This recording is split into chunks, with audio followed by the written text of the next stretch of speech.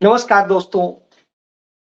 चुनाव आयोग कहता है लेवल प्लेइंग फील्ड, यानी इस देश के हर राजनीतिक पार्टी, हर प्रत्याशी को समान अवसर मिलेगा चुनाव में अपने काम करने के लिए। चुनाव के लिए समान अवसर होना भी चाहिए। जो जीते, जिसे जनता स्वीकार करे, वो आए, सांसद बने और अपने प्रधानमंत्री का चयन करे। यही हमारे संविधान ने नियम बनाया। वहीं दूसरी तरफ भारतीय जनता पार्टी का मुख्यमंत्री, सिटिंग मुख्यमंत्री कहता है कि जीत के आने दीजिए, हम सांसद खरीद लेंगे। बहुत अच्छी बात, मतलब उसे इस बात का भरोसा है कि कांग्रेस जीत के आएगी और वो खरीद लेगा। वो नहीं जीत पाएंगे, खरीद लेंगे। बिल्कुल यही तो चुनाव आयोग कह रहा है। तीसरा, यदि भारतीय जनता पार्टी छोड़कर उसे लात लगाकर कोई यदि कांग्रेस पार्टी में ज्वाइन कर लेता है या किसी अन्य विपक्षी दल में ज्वाइन कर लेता है, जो वास्तविक विपक्षी दल में, तो साहब पूरा मीडिया उसको कहीं नहीं दिखाता है। Level playing field. और मीडिया नरेंद्र मोदी को दिखाने के लिए viral search, viral social media viral, इस तरह की खबरें बना करके मोदी को प्रचार देता है। Level playing field. जब नरेंद्र मोदी और उनके लोग तमाम नफरत के बोल बोलते हैं तो चुनाव आयोग कोई नोटिस नहीं देता है। Level playing field. सब इस तरह की लेवल प्लेइंग फील्ड के बूते चुनाव लड़ा जा रहा है। कांग्रेस पार्टी के महिला विंग और उसके कोषाध्यक्ष से किसी ने पूछा कि कांग्रेस पार्टी के खाते फ्रीज कर दिए गए हैं, ऐसे में आप चुनाव कैसे लड़ेंगे? आर्थिक तौर पे तो कांग्रेस के पास अब पैसा नहीं। उनका निश्चित रूप से यह बड़ी चुनौती है इस लोकसभा चुनाव में, जहां एक तरफ जिसके पास इतना पैसा है कि वो और इतनी भ्रष्ट है कि उसके लोग सरेआम कह रहे हैं कि हम विधायक खरीद लेंगे, हम सांसद खरीद लेंगे, हम सब कुछ कर लेंगे, और वो तमाम विज्ञापनों, तमाम मीडिया इनिशिएटिव, तमाम कार्टूनों, तमाम तरीके से वो पैसा खर्च कर रहे हैं। कांग्रेस पार्टी के पास पैसा नहीं। उसके पास अपने नेताओं, अपने कर्मचारियों को भी सहयोग करने के लिए पैसा नहीं है। उसके पास पैसा नहीं है कि राष्ट्रीय स्तर पर कैसे अभियान चलाया जाए। बावजूद इसके वो हौसला नहीं खो रहा है। यही बात कांग्रेस के नेताओं ने कही। उन्होंने हमारे पैसे जब्त कर लिए हैं, हौसला तो नहीं जब्त किया है। हम कांग्रेस के सिपाही हैं, हम गांधी नेहरू के सिपाही हैं। नेहरू परिवार ने, गांधी परिवार ने इस देश के लिए क्या नहीं दिया, उदाहरण आप देख लीजिए। पंडित जवाहरलाल नेहरू के ग्रैंडफादर, यानी दादाजी, बाबाजी, जो भी आप कहते हो, पंडित गंगाधर नेहरू इस देश के आखिरी शहर कोतवाल थे। 1857 पहले स्वतंत्रता संग्राम में उन्होंने अपना जीवन की आहुति दी थी, और उनकी हजारों एकड़ जो जमीन थी दिल्ली में, वो इस देश के निर्माण में मोतीलाल नेहरू ने दान दी थी। आज की डेट में यदि उसकी कीमत देखेंगे, कम से कम वो 20 लाख करोड़ रुपए की होगी। तो आप इससे समझ सकते हैं। उसके बाद पंडित मोतीलाल नेहरू, वह जिस समय बैरिस्टर थे, वकालत कर रहे थे,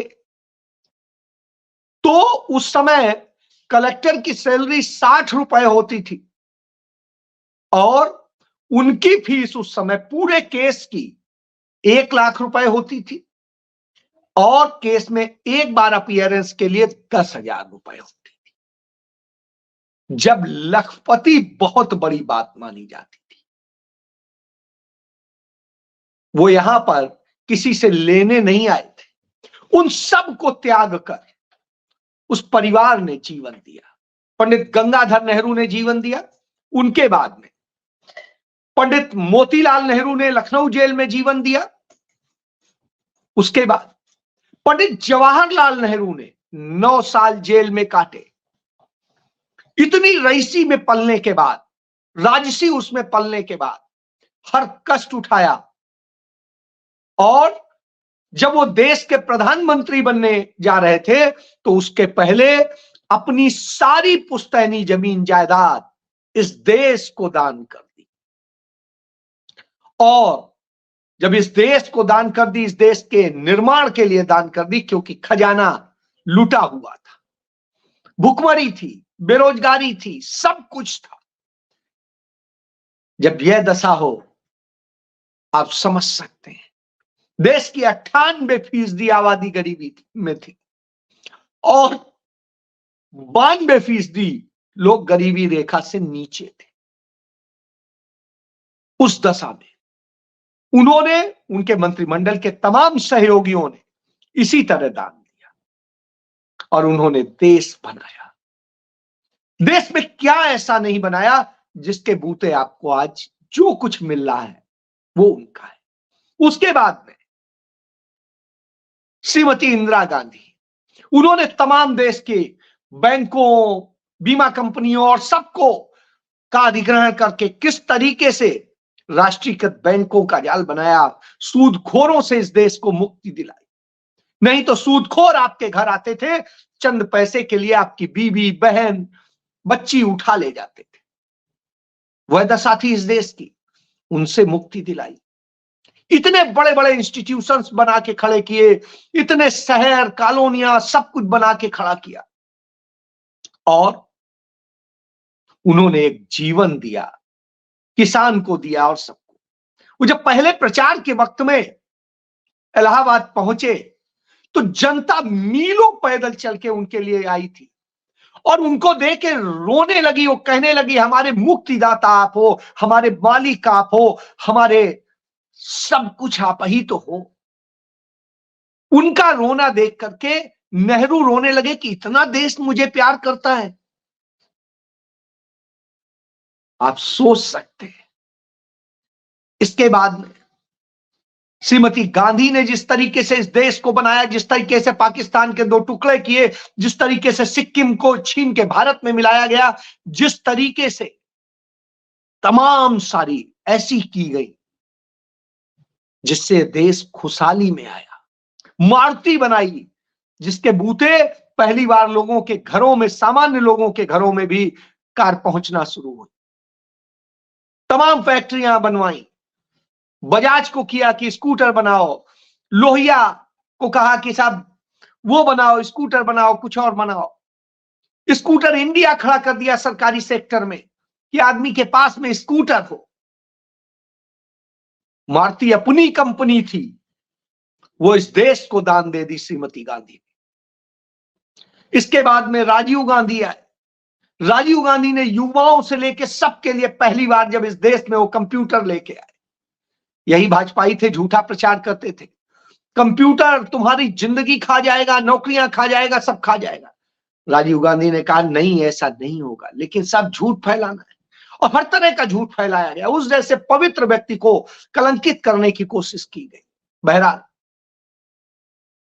जो उन्होंने किया और शहादत दी उन लोगों ने भी, उनके परिवार के 11 लोगों ने शहादत दी है। 11 लोगों ने शहादत, और उस परिवार ने 35 साल से कोई पद नहीं लिया है, एक भी सिंगल सरकार का पद नहीं लिया इतने बार सरकार रहने के बाद। तो वह परिवार आज पैसे के लिए परेशान, अपने लिए नहीं, इस देश की लड़ाई लड़ने के लिए, इस देश के गरीब की लड़ाई लड़ने के लिए, किसान की लड़ाई लड़ने के लिए, पिछड़े की लड़ाई लड़ने के लिए, आदिवासी की लड़ाई लड़ने के लिए, दलित की लड़ाई लड़ने के लिए, युवाओं की लड़ाई लड़ने के लिए, बेटियों की लड़ाई लड़ने के लिए। जब यह स्थिति हो तब वो कहते हैं चुनाव बॉन्ड से चोरी करते हैं, चंदा चोरी, वसूली चोरी, हर तरह धंधा दो, चंदा दो, धंधा लो, और ये सारे कर्म कुकर्म कर रहे हैं। घोटालों पर घोटाले हो रहे हैं, आयुष्मान घोटाला, एनएचआई घोटाला, और कौन सा घोटाला बाकी है। हर तरह का घोटाला नरेंद्र मोदी सरकार में। इतने बड़ी घोटालेबाज सरकार आज तक पूरी दुनिया के इतिहास में नहीं, उतनी बड़ी घोटाले की सरकार, उसी बूते तो ये विज्ञापन।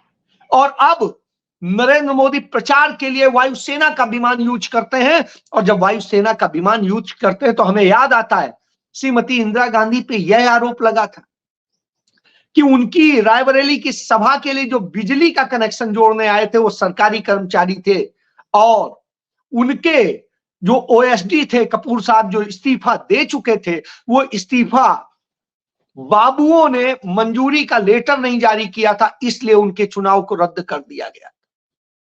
अब आप सोचिए, और यहां हर काम कर रहे हैं, न चुनाव आयोग से आवाज उठ रही है, न किसी और से आवाज उठ रही है, नफरत फैलाई जा रही है।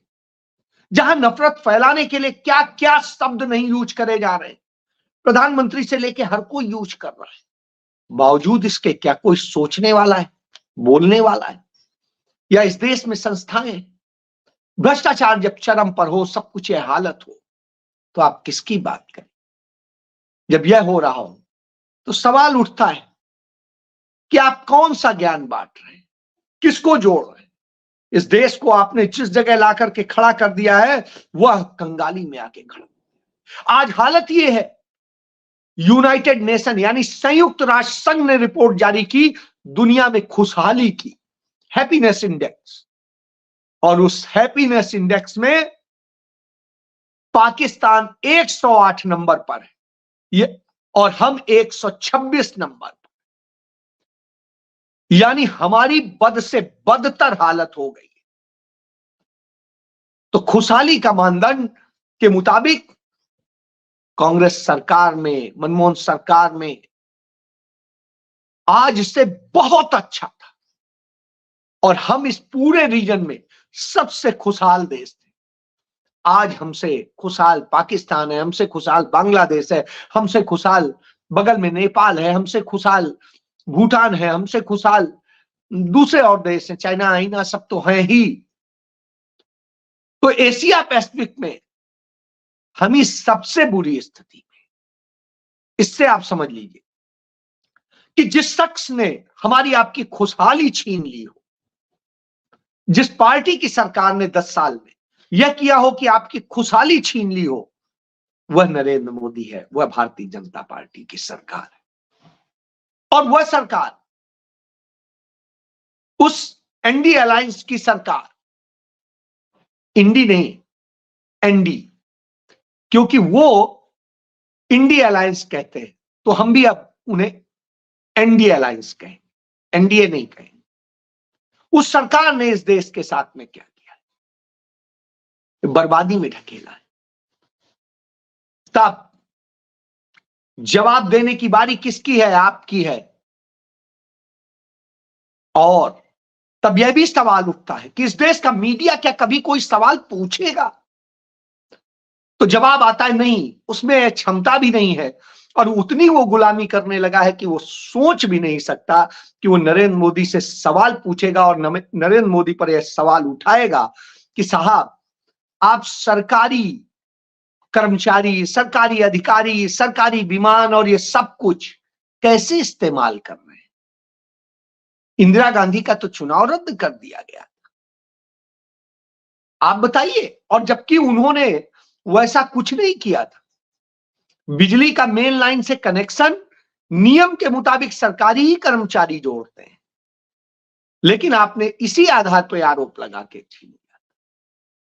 इस्तीफा दे चुके थे कपूर साहब, लेकिन एक्सेप्ट न होने की का जो मतलब एक्सेप्ट होने का जो लेटर है, वह लेटर बाबुओं की देरी के कारण देर से जारी हुआ, जिस कारण आपने चुनाव रद्द कर दिया। क्या आज कुछ होगा? तो नहीं होगा, क्योंकि लेवल प्लेइंग फील्ड कहने के लिए है, होती नहीं है, गुलाम है।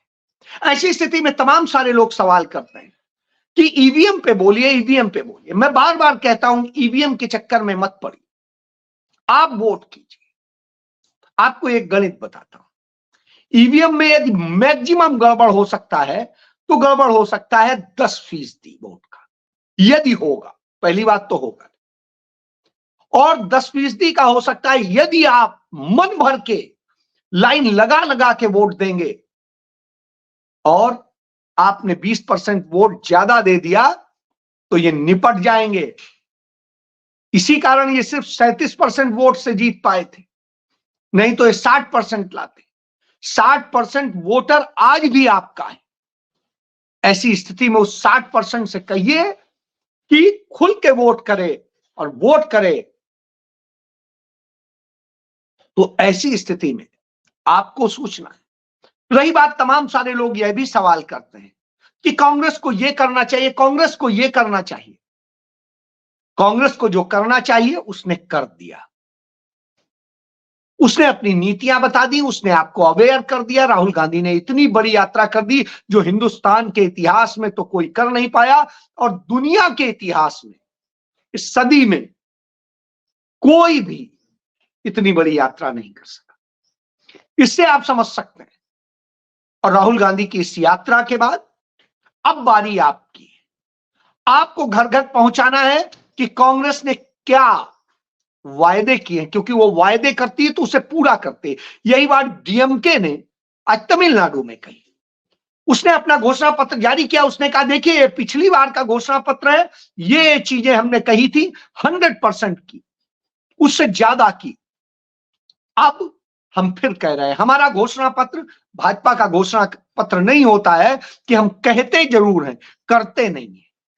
यानी भाजपा का घोषणा पत्र, भाजपा का संकल्प पत्र, भाजपा का गारंटी पत्र, नरेंद्र मोदी की गारंटियां, वो झूठ की गारंटी है, वो नफरत की गारंटी है, वो मक्कारी की गारंटी है।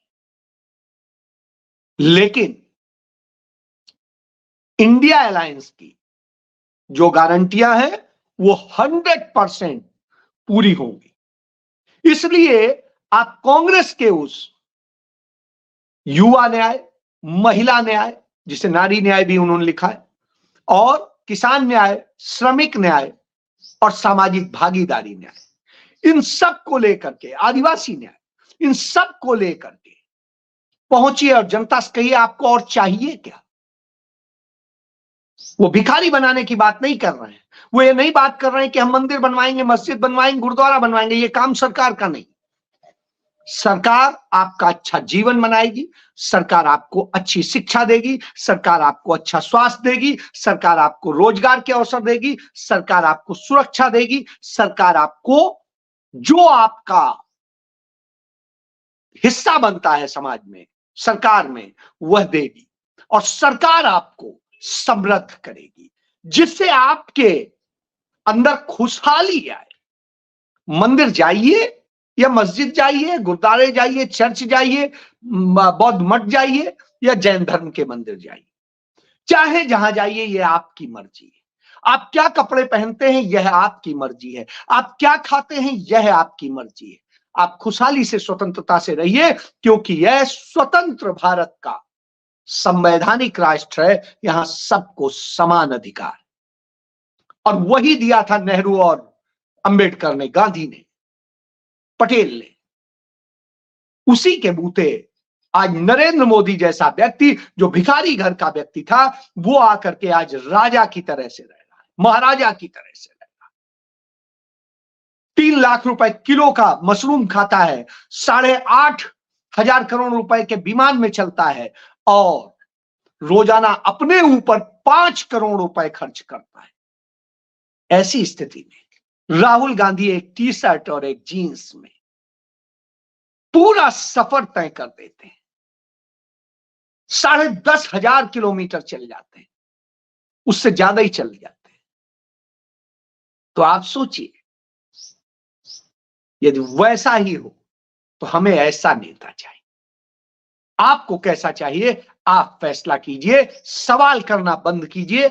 अब आपकी बारी है, क्योंकि सरकार आपके लिए बनेगी, अधिकार आपको मिलेंगे, सारी लड़ाई आपके लिए।